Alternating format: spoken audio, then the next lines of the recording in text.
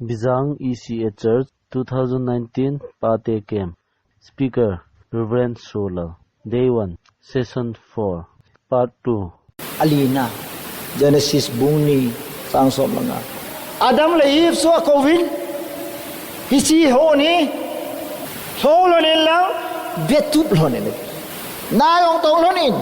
Ve yong patake san ki betup lo ni. Patien ta wanu le si da thil sem zo si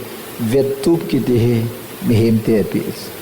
Steward of his creation. Atil sem zo si betupa. Lấy sự chung à cái vẹt tụp là khó biết Sholal phát ta à vẹt tụp hi và thế nên cái chung à cái bát thu sẽ cái gồm hắn lại ta Sholal hi nó mấy à cô na cái vẹt tụp nó mấy họ cái số khá sa nó mấy họ cái mẹ sa cái chuyện nami phát phát sẽ là cái gồm là apa na thu cái sự đàn đến nó mấy nó à họ đó heo na mấy nghe na chol tu e tí số ilung thi mai cái zaman này sao cái đấy cái gì hay chú Sholal kime sa he noa honna mele ne me shit diwe hai Sholal phata ve tum ai sola Samson ve tum lo Joseph ve tum ja prime minister go ching isim kama subla pa Joseph ko na ve tum hang Joseph chun ve tu bai pathin thang wan Pharaoh in sung Joseph ve tum amen Iza kai pathenin namina nain sung ako Joseph vet tu kiti hi pathenin na het na iso identity number 4 identify as a steward nei chingpha ane go ki vet tu hin kho ki vet tu pa pathenin na het hi hallelujah pathen thangwa no caretaker chogidar ta banga pathen na ko hi leisi na cha pha ka de dio sin khudom ti cha pha ka de ye ka cha te pha hen ka chanu te pha hen pannabeya produce mo bol lo disu na vet tup zo loading le hom cha nei tang na cha te na vet tup dis pa pha nahi masat ngai cha pha na de le pa pha hi ngai sula amen cha ching na de le pa ching hi ngai sula amen cha ki tup na de le pa ki tup na hi ngai sula hallelujah cha thim na de le pa thim na hi ngai sula hallelujah to ni zane lấy sự thì mình năng là chìm đi rồi cho năng kia tụt hôm nay họ là chìm đi rồi hôm nay họ là vẹt đi rồi năng mà là kia vẹt ngay ní yêu thế ông ấy giả chặt biểu mà chỗ na câu hệ ta ý xây nôm lô mà chỗ yêu pa khát chỗ na la này kia dầm pet pul lấy chi cái u đây ta hệ thì cái gì đó ôi phụ năng tôi này kia lâu nó số pi lo ta cái kita là đi năng phát ta này kia vẹt tụt là cha ông vàng phai ta này gì ông vàng phai năm mươi kia tụt ta lại na cuối mấy khu hung độ này đi luôn mấy khu lo này sao mấy khu lo như ngapa thế này xếp là na cuối nó to là ngam đi Shaktiman kisan ng gari sim lo sin no mấy khu pot này to là ngam cuối driver po mà sang ngam cuối lo ai smoke it very dangerous carbon dioxide so đúng chém rồi si aki chai na chu lungs cancer throat cancer lungs cancer ipi cancer del kho ngayon sa pang yong la chu upanaw lang yong la chu te se yong la chu mi upa yong la chu na sa ili thempu chun acha te ve tu lo ja pathin apa cha thum wani khat athis ki ve tu mai ka pa hi agilo ve kati wa ha pathin ka thang was ka neu lai wa hi ka golhan chan ge wa hi ka pa phal no wa nu nga yong ke hel thelo ke khulai lem thelo khulai le nga kanu la ka pa hel lo wa khulai len ching lun te la mol ki ne te chu ka pa ki lo dang me tui poi dar kong hu to la khu bai chu kong sunga ki ne thim ding chu atui poi di atola pa na me ki ne chu direct promotion to la pa na me ka ne us ine ki lo wa le khale yai chal pa khet ki chu agi lo va le ka ta ka pa sunga ka la si chu hi thia e bol ji wa so pathian lung se na kan sung wa hi lo la ai ne khat sam lo oya ki ne li that be ta ka pa di na sa jang bowling pia jang sil som ko la ko kap sayong kap tiger jong kap ki cha ki ti ne ka pa ke kanio la e hel cho so bola mi ne ki bo sa ham mi wong ne ti le kina api hin nom tan ki ho pin lam aki king ta poi ti ta la i khet na le khet hi lam poi su ka pa cái họ training cho đó là sai số khát khát tệ tệ dùng training hết rồi cũng phù ngày lúc nôm ta hậu lim say lăng cái pasan lăng ông nieng tai là thì tiền ít khét này là khét khi lắm bồi thì số cái lô tô sẽ này là thì cần kapan cái họ training cái biểu mini vợ po là mal cái này biểu số ya sumi to cái kina cái rồi là bang cái xây đồ anh cái lal cái sis kapa koma cái xây đồ ấy số ama yung kinekit số ni ta ke dala noi lang ayong kalsi chu inilun tiang le khatpa ni bol na sanga gim nei zo ai balls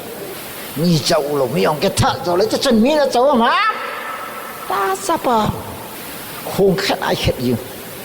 chu kalungan na tan so tai ka ge la ka pan ai tai na bol ji wa he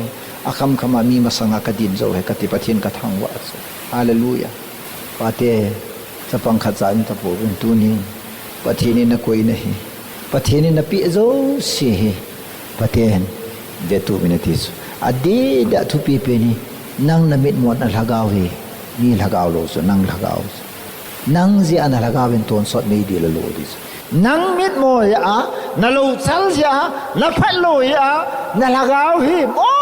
sia ton sot me di a chan ding su ya me hau the pa zo to pakai yesu na se zo la me hau khala lazar thu se me lazar cho dam sunga i masanelo goyonganelo indonelo sopionganelo ui chaho ya madinga akinai pipe na sopi ta so mi hau pa la i macha pa lo he asevale amal lang kanunga hona ja lang khai jong nunga hona me ame sola ko ling se na ne so ichite ni hi ni khat thia ung thi pha na so ta lazarus sobram jil langa to wa mi hau pa so da mun nei di lam da mun nam kun koyo acha na mi hau pa na vai sa pa lazarus sa acha lazarus mi hau the pa acha lo lazarus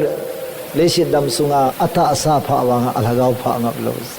ahin ko patike cha kisin tups avet tups hallelujah dum na che koi ta sa to kha zuna don ko ma to kha na ki ngol sa he ko ham asu kha des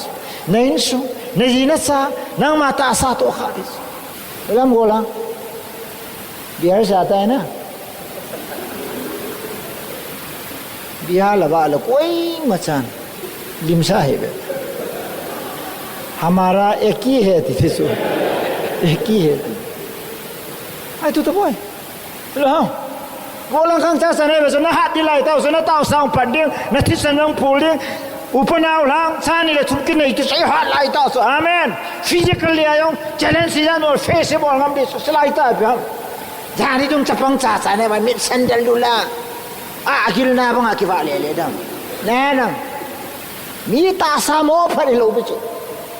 mi mo dam hilo bichu ane phana alunge la phana angai to aboi pi ki suai le mi ta sa hoi te te su ke yong tu ni zura sa ne la phai ko akalo ho bangin number 4 so ne ki kap lang scholar ki ti namasang ba no chance ki vet tu nice isaya ne pesa Tim gau kama, bung song ngalang chang thumin eat what is good. It is apa ne ben, ra apa ne am, apa ne lo kus. Na ta sa hi the lo, na bin hai ong the lo. Apa ne dis, na ziding get, na cha ding get. Gam la ta banga ka ho lo, ka pin pi ka su pi mawang ta ba ka ho ne. Lo hang kum lang ki ti yong le, te mani pha lo dis. 58 running kai tas. 60 ka pha go ta chun thai ki te 11 minin nga song na lei ka ya ka to se na mu ding adang mu the be ta jang chat ki na lai so lo ta chun ki chat the na lai ta ka se che lep la ngam ka yaw the na lai ma akan he ta ka bol lo khang brol lang yong ka nga the na lai chu ki khang brol lam pi ne chu la ne zo pi lam pi ko sugunu apana ko new sam tar ge ko ka kya nga ka zo na lai you know ye puta gin cha dum lo in har ki de ki har nge da mi har ya ki har chme ke ka kum hi ka sim lo I kum hi ye le tha so la chu jane dung go lang ang peng tha til bang ka cha lo thiên thang ban I bam go la ya ning dal pum thum jang tau zo lo bu yong ki pu yo lo ke ji kha yong ne do lo hi song su ki pu yo lo a gil na ba नहीं चाहिए भाई साहब नहीं हो सकता hello this give it up na lubdan ki su sa ta na thodan ki su sa ta pathen lo pi na gel pan ta na lo pi na gel pan ta na thu pi na gel pan ta hi ti thei kai poi kai ti tam man of determination hi ngai so amen ka pan le kha sim ten su hla bong lu zui le kha them noi poi na metric kum li ki bola ke pass lo hai metric hi ka khamul sawan lang ka kum ki chayon ka sim ne ka zo to ka ti su akum li na compartment re pathin lo pi na da ka pass thok to college ka kaya so ojo to ka ke ha hit ta lo ojo sanga sap pa kanal ros on der pond therefore on der pond river ti on ko riban na ti bahap verb on ko bahap sir I could not catch it nang bahap daw ne bahap ni bahap ai bedo bahap na dolan sa bedo ro ki bola metric ka fail certificate ka de lo buzu head na ka de BMI mai ka de lo achal ka de asli ka de ke BA khat ki jamin question do lai ma cha hello ka de lo he chi as kum lu chula metric kum li ka sim na ho zo se ka khal so ko ham metric 4 year experience ke 4 year experience metric kai metric ka cha kalo han BA chai gam ta bang da so ra ai wa tu ni ha metric kum li ka sim was not too late Shillong kasi Calcutta Delhi Mumbai kasi ai mi te che na yo sa mi o sin tu na he student ni lo so oya puiti tho tho ati thang wan I have determined Sholal hik mai the nai boy metric na fail mana hai the nai boy aya ka yang kon metric na fail ka del do de ta idel do ta ba so ke chun lekha ka sim na da sem wi idel do yin jo ni ulong sa pa ki bon hai lo so cowboy ho sang a kho zo chu ka upa chu Mexican cowboy ho tu pi khat ke khun tin I so kon la mei pu ma sai wa nakliya ki ka mo zo ta ka upa chu asli ai ka chu dar loi ka mit chi ka ki chia ka lung thi ma jang ngam se jang ngamai poi nana pa so la jong one day he will become a person a man I will prove it it take kai poi ti pa chu sim na hai le lung khama ju na don ta hi dio nei bon ka don ka ki don li ka hulle kon yang ngom na get ka hali ta ka upang ain maya cheng dinga ai le ko sul pathini se pathit pasal lung chang ko ta moho lung chang homo lung chang ka kan lu pasali chi half person no me half person pasal na yawam kem par hola a khoi on la jing le pa ta ki vet chil di a jing lo na pu hang na no po wa la kan nok so kya no a se ki che lo di se ke ya yong na nga yong bon sa che khom sipai bola ka chilom ha sipai ki san ka chi go ka dunga lin lo ya kan chi lo kasmil la nga len lu di ni si la da ka tha no mai chu me tu ka fiel pa na pa thi no ma pathin ka thang ba su kan ni mi pathin ka thang ba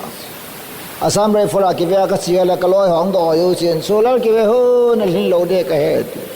na ko yong lin lo ding ipi pi te we he ti so cha pa ase ai ka tha si cha su ki ve ngai lo wa ka loi pa ko ba chi ta te e ni yao thei poi ka ti na yong na ngong e me pum gin ja po na te chi ta ti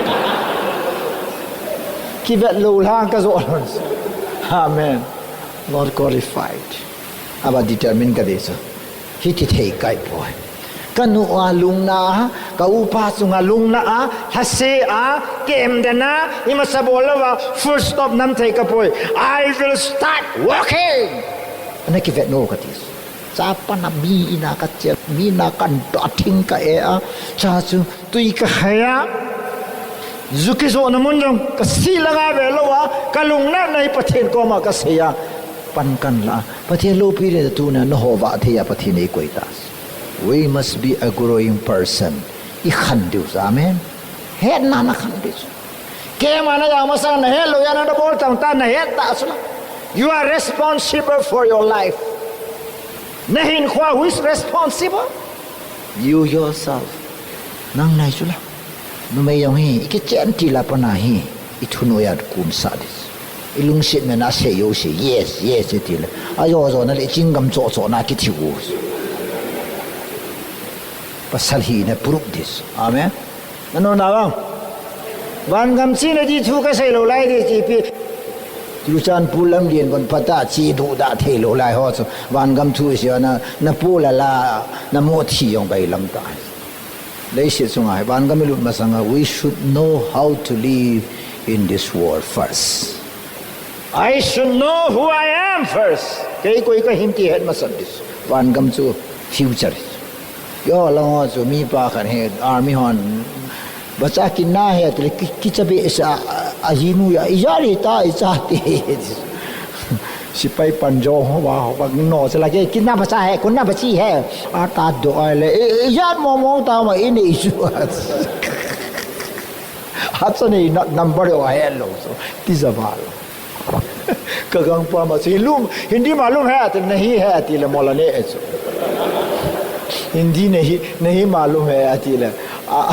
hindi tho ya so mola ne so ti sang so ai ti hun kaden le mola ne lo de ini मालूम है तो नहीं है आती है बोलने लो कि है सायों है बोलने नहीं सो सबसे little knowledge is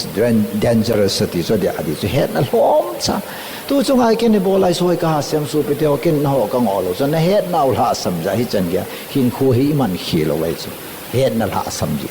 न है ना उला समझा मिन कि चिप ना नहीं रा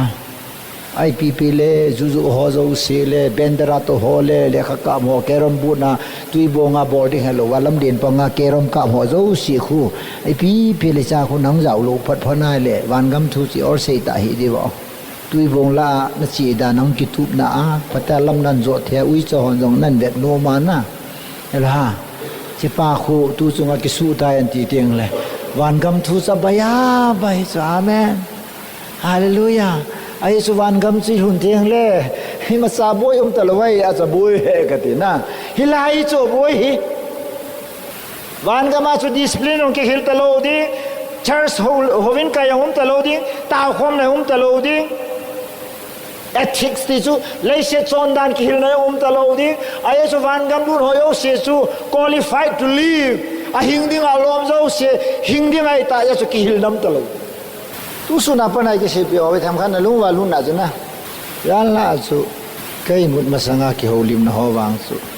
ai ko langa kajil tham khat ka pu do nom di chu tu jana panawang ditas thu za da za lo ki hi so ki hil lo ki hi so ne nam mang jong hi me hi wa singai lu honai chu nu pion oi bu tam ta nien ke min tam ta nien ti manane lo kai ka oi pu sai se he min a het lo skin ka het oi pu na du neu ka du yo si ka ne lo a pha bo ka ne ko ne hi lam pathin laga we ne ya chu tu nya pathinin tu nai ti na muam nang ma ba nu le si thil zo si ve tu dinga pathinin na mos asu si dinga na mu lo na ji ve zo dinga na mos na chave sui yo dinga na mos he trusts you pathina ta san chu betong idan hona zu pathini thil zo sia sem chai pha na a thil sem zu la ba zo sia bon an hoi tup chana kui ko ma hoi lu nam adam ko ma hoi lu chu hallelujah adam mi pa ha mi no ham sei te e mi te hi buine cha yong le kin chai lo lai i mut to ka hu ilaya he di ki hol yu gune yo le phem khat talak khai ni ham raza ki ti yong mi min hi chu raza no ne wa sola long nan ne te di wa mo chu a hom mana a hom la yo sha che he di ti ne lu ole namu yong he dasbin nei sa ham hang ki ve tum ta na kam zo na le long ve tum ta na mi ne na ve do ve ta ki ve tum ta na bi lo ve tum ta ka golan ti la chu chan pola ka loi ho khane ka pien tha ma sang chu chu ka loi pa yong he yang len pa ya khu mai chu to thang ma gal ma sang jap chu chu video pa la chu chan pura tam lai ta ki gol ji nga chu lai ta chu ke hong chun ka te video ve te ti le video chi pi diam yong ke lo chu ka lu chu fa bare ji hello chen khu ka bet zan hoa ke ka lu su kai mut su ta lo i ti ka tawanga sang hola lo ho chu ka mu yin su pakai ti la pakai lu ngan hu do ji su ka get ka repeat la wais thil khat ka muwa kai mut theilu guilty ka hi the mo ka ke chat piang jong ka pin tha lo ka le ka sim jong di start ji i thi ho zo se e not mang pi pa ilal jisu krista wangin pathin ka thang vai na lung sunga le se thil atam la chana na po yo lo di chun na po yo lo khat be se kamit kan hala su chun kumiza tham khat gen the sa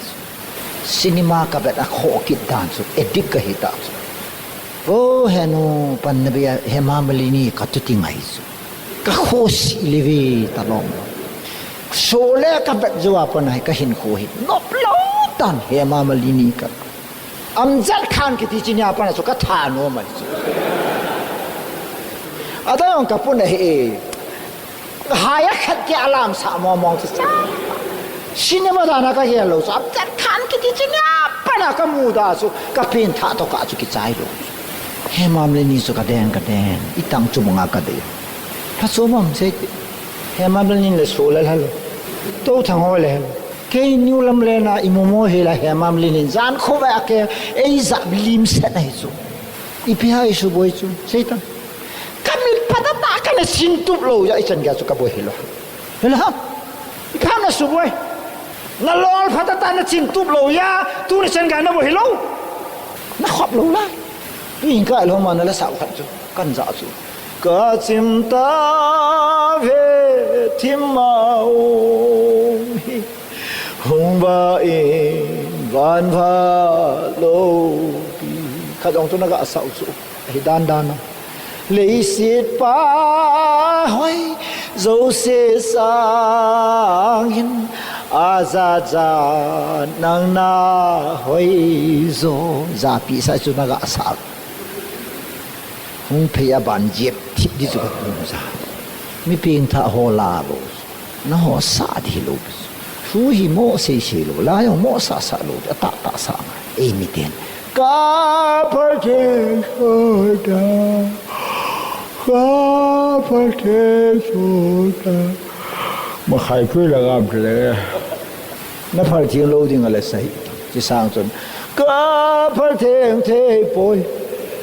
cả phật thiên thế bùi mà khai cha hi giang dòng lệ ga hẹn mày nghe thì là chuẩn chấp ba con nó ta sa hết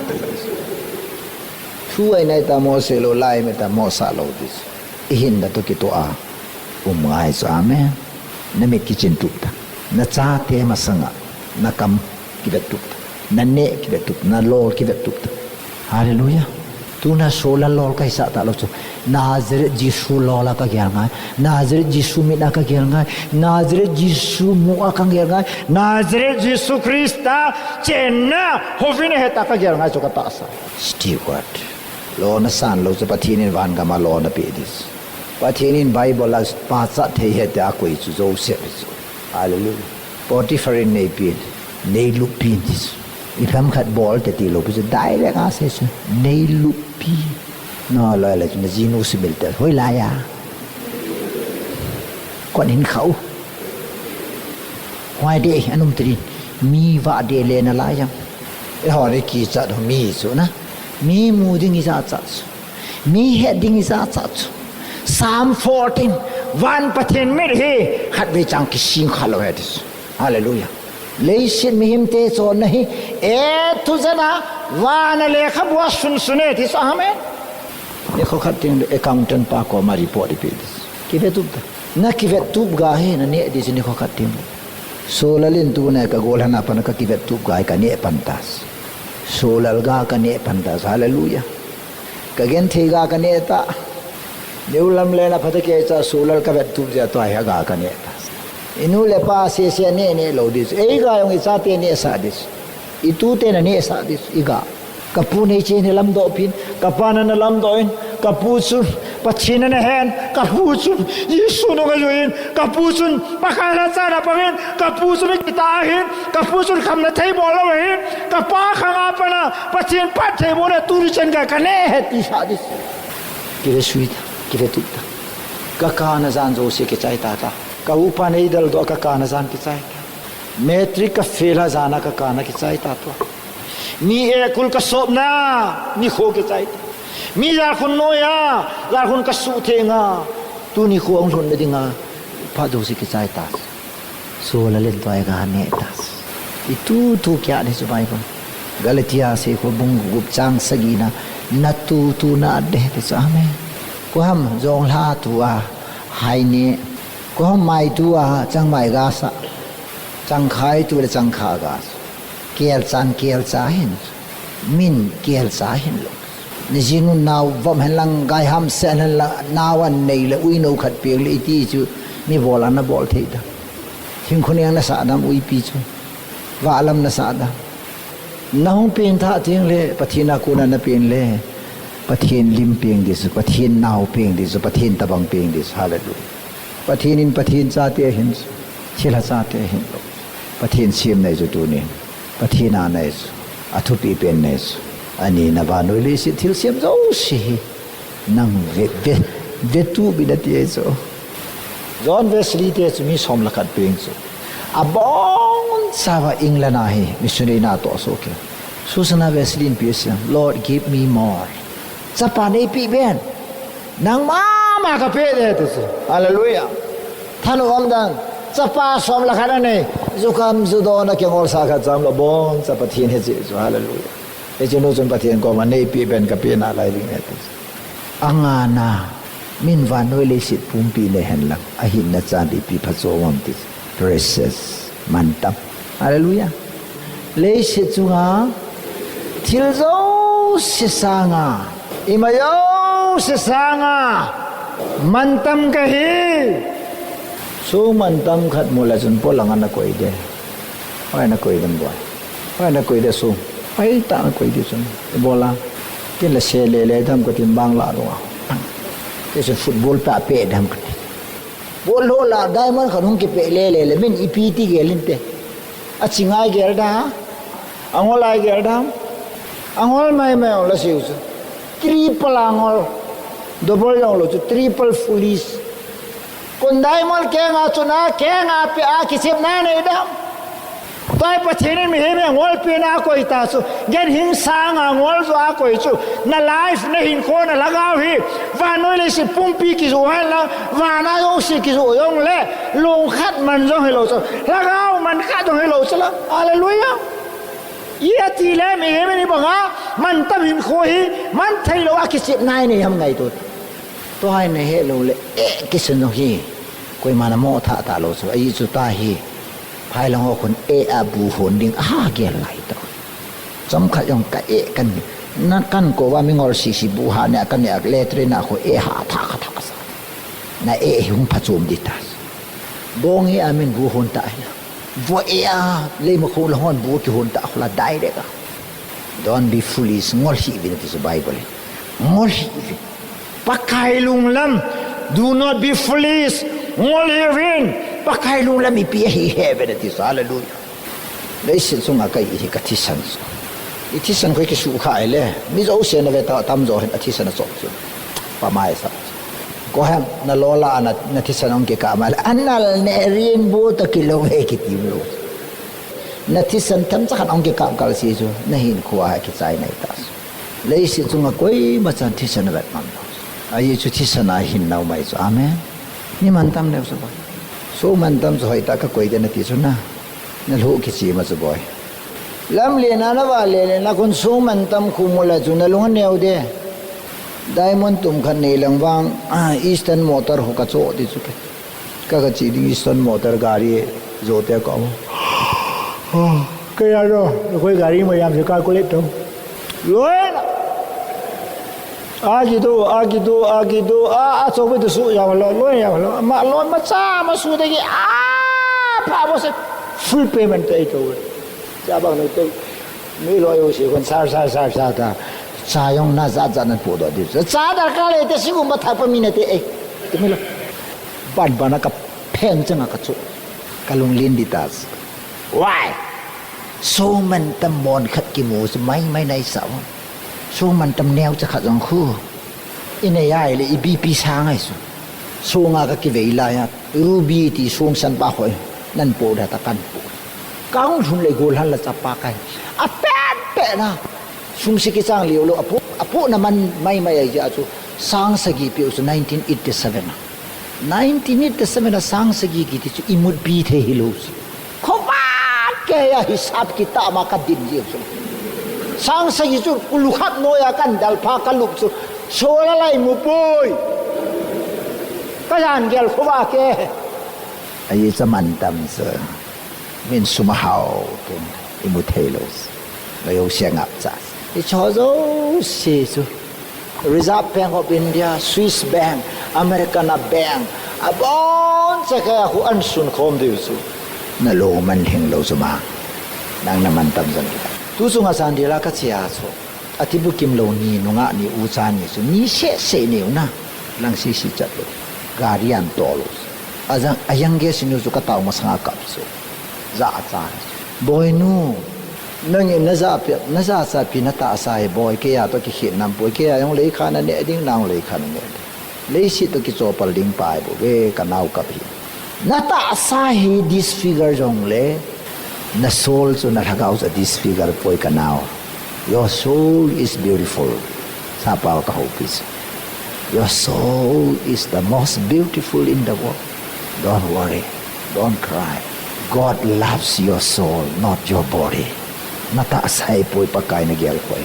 nalagawahi. Taasa dingin lunggelin lang hingin. Nalagaw ding higelin lang nuyin katiso. Patin katang fadan so kisay naso nuyin tinamit hiyitiso. Hallelujah. Agyel di lo pa ho di ta kagyel sa. Hapta kadzowa inko kilu chichi char soso. Oza naungkit ang ay momong hetiso. Toai chike ma kisela cho the ho la thu ka se san de la so bi te ho wanoi le shi ne mi tam ta naman tam lam ke lo hi chi man tam ya cover pa lo so chi lo so na lagaw so so kal hagaw ngai lo jisu na koma umzing kanong hallelujah kata sa ngai lo jisu ti lo la si mo yung katsakre kom lo pius kalagaw ngay lo aziso nata sa ding gerit naha gel pending nalagaw dis mantamas sil mantam khatsu imutin lo hoyai koi bam til gutsa na su kha thelo na ki koi mo amen koi machan thil mantam su chapang ho to kha the khoi kha the miyo se na nok no ma asu kha the na mona koi machan thil mantam koi sumjong hi I hau teng le koi machan in chamo dal ha ta lo Bangalore ka chia mission sumsang somnga ka sakhawa ka het so champa trena kar be jang ka mit ka sin lo su be nga ka koile be la do thebe ka tikit ka parsa ka poile puti to min mu de ka tikit wo heno somnga ya yong su Bangalore ka hun do ka su kai mu thela a chai na ha se pen ka tia ka to ka sung lang sakhawa he na ka he so kai mu jang le ka hut chungai ta ka koi ipiji ham mission smia wutsa hona suka le mission department leader hon keima esa sadis among dinga kapallos ipm because of the value amantam ichanin chai tin ke khanu te oh